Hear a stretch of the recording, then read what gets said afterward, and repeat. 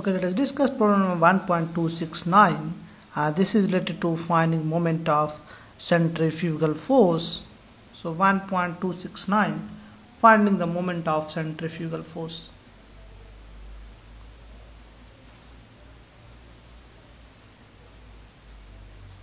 Okay, let me first make the diagram for this problem and then we'll discuss what this problem is all about. So I have an axis.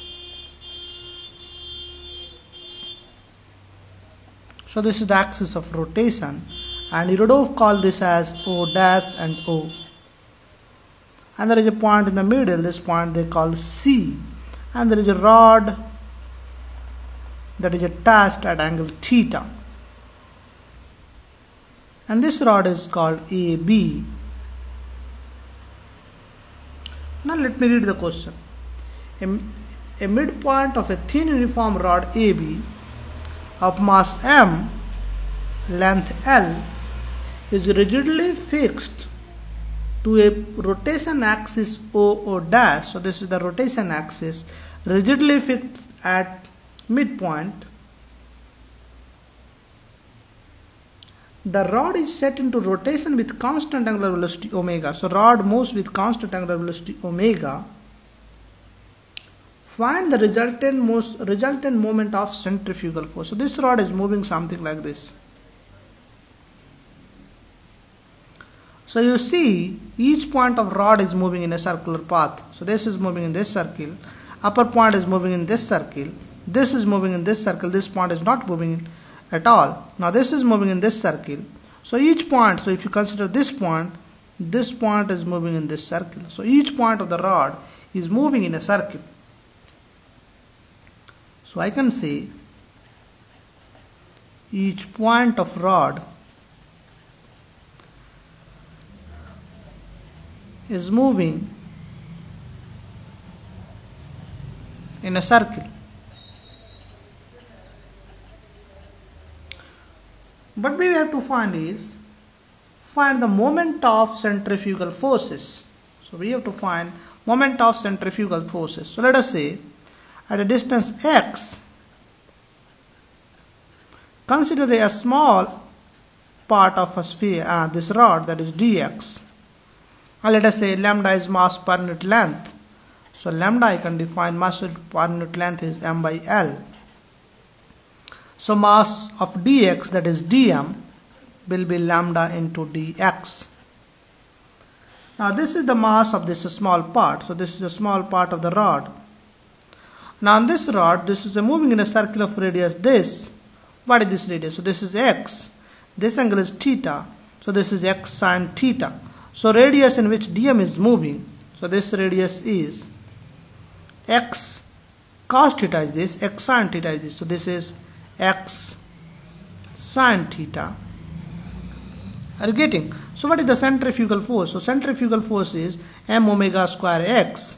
And this will act in this direction. So centrifugal force I can apply in this direction. So this is m omega square r, and r here is x sine theta. So now I can say centrifugal force on dm mass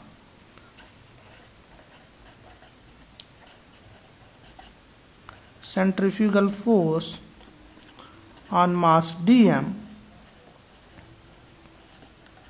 this will be m omega square r, and m is basically dm omega square, and r we have already said this is x sine theta. So this is x sine theta. If I want, I can plot for give value for dm, that is lambda into dx. So this is lambda into dx omega square x sine theta. So this is the small mass having the centrifugal force is this. Now what is the moment of this centrifugal force about point O? So the question says find the resultant moment of centrifugal forces of inertia relative to the point C. So I have to find moment of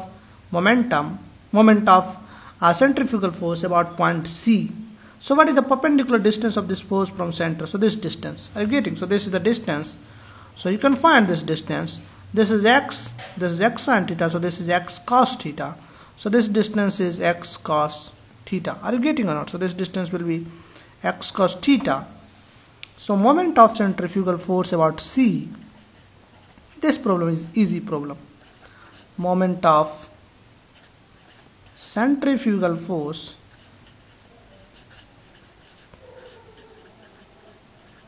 about C. This is going to be, this is the force lambda dx omega square x sin theta into distance. Distance is x cos theta. I have already said this distance is x cos theta. So we will have lambda omega square x square and sin theta cos theta. Theta is given to you into dx. Now I can also say this is a small moment. So moment, let us say this moment is dm. So total moment, so this is a small moment dm. I can write lambda into omega square sin theta cos theta x square dx. If I want to find total moment, I have to integrate this, and this length will go. So this side I will have negative x. So this is minus L by 2. This is plus L by 2. So the total length of the rod is L. So if I go this side, I will have minus L by 2, this side plus L by 2, or you can do other way around. Integrate from 0 to L by 2 and then you multiply by 2. So one can also do 0 to L by 2 and then multiply by 2, because symmetry of the problem says the moment of this side will be same as moment of this side. So I can multiply by 2 and I can integrate 0 to 2. That if I take 0, I will have here, and L by 2 I will have here. So what I will have? Lambda omega square, and let us multiply sin theta cos theta into 2, that is sin 2 theta. And integration of x square is x cube by 3, and I have to integrate from 0 to L by 2. So this will be lambda is m by L. We have already said omega square sin 2 theta, and x cube is L cube by 8, and 8 into 3, that is 24. So L cube by 24, and L goes, so we will have L square only. So we will have m omega square L square sin 2 theta divided by 24.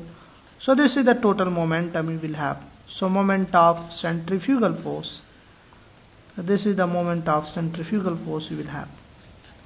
I think all of you have understood this one. This is a pretty easy problem. What we have to do is, we have to first show the centrifugal force on a small mass dm, and then I have to take the moment of that small force, and then I have to integrate. So simple. Why I have to integrate? Because centrifugal moment, that is a function of x, and that's why you have to integrate. If you have here, you have different, you have here different, because x changing, moment changing, and that's why you have to integrate. I cannot simply write. Let us discuss the next problem. I think all of you have copied this one. This is an easy problem.